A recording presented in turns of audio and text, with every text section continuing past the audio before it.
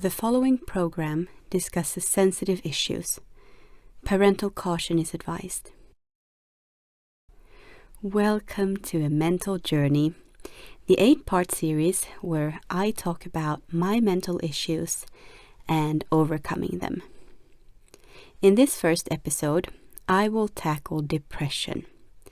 It followed me through many years as a constant wet blanket over me, but praise God, for several years, I have been free and able to rejoice even in dark circumstances. To start off, I was diagnosed with depression at the age of 18.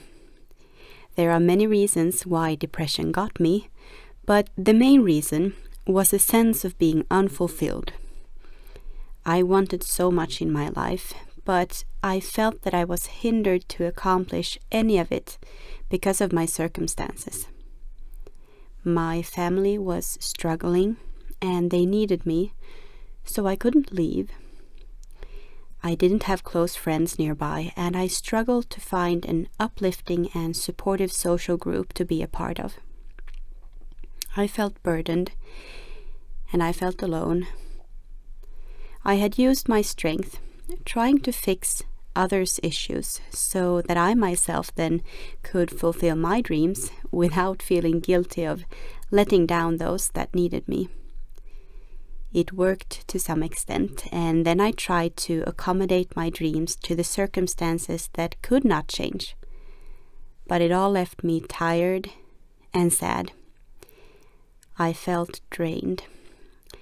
But every now and then, I fled into projects that felt meaningful and were socially stimulating, masking how I felt underneath and hoping that things would change if I met the right people or the right guy. Though many times I fled when the relationships became too real or if it didn't feel right, both when it came to friendships and love relationships. But I kept fighting, masking and hoping. It all made me really exhausted emotionally, feeling trapped in circumstances and giving all to find ways to change them. I also was sensing that there were things in me that had to change, but I didn't know what issues I had. I tried to find myself in different styles, but there was always something missing. Nothing seemed to be me, so to speak. Then I tried to free myself from the feeling of having to be pressed into a mold I didn't feel like I fitted. But not even buzzing my hair several times completely taught me to let go of myself and my sickening striving to accomplish myself and be liked. Though it did help. But in spite of all my physical and emotional turns, trying to free myself from whatever that was dragging me into depression and insecurity, I remained depressed and insecure. I will say, though, that my efforts to soothe the pain around me and my efforts to accept myself as I am and my strivings in finding a meaningful relationship, it did pay off to some extent, though it all led me into an emotional burnout. And my striving to find relationships also brought pain to those that I fled from, and I'm very sorry for that. But thank God, I did end up with a man that I felt convinced to stay with, and we went through a lot, but we have stayed together for 8 years now, growing stronger every day. In that relationship, I had to face my inner demons. In a healthy marriage relationship, you cannot hide who you are. If you do not know yourself, your spouse will know.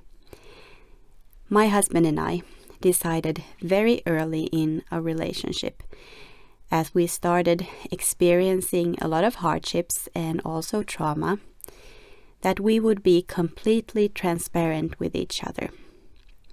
That transparency has literally saved my life. As I said, in our relationship, I discovered a lot about myself.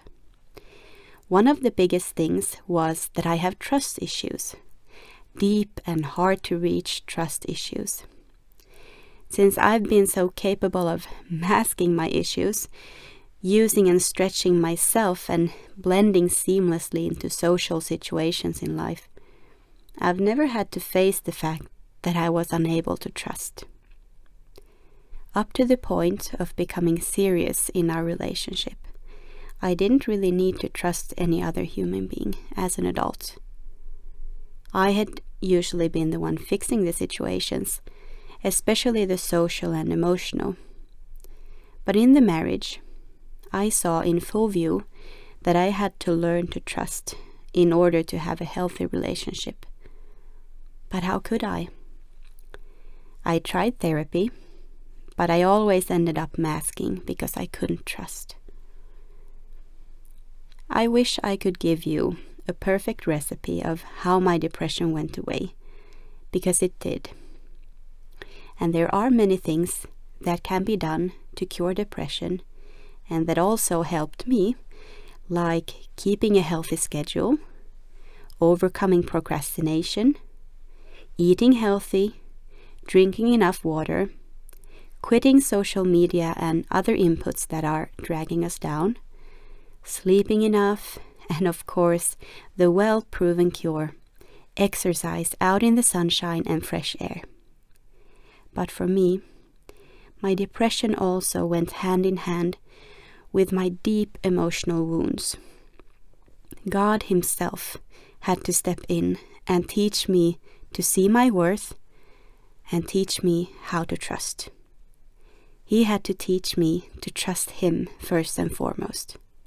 And He had to put me in a situation where I was forced to focus on someone else instead of myself, which happened when me and my husband got a baby. Next time, I will be talking about how becoming a mother healed my PTSD, which, yes, I had at the time. So stay tuned for that. And as always, don't give up. There is hope.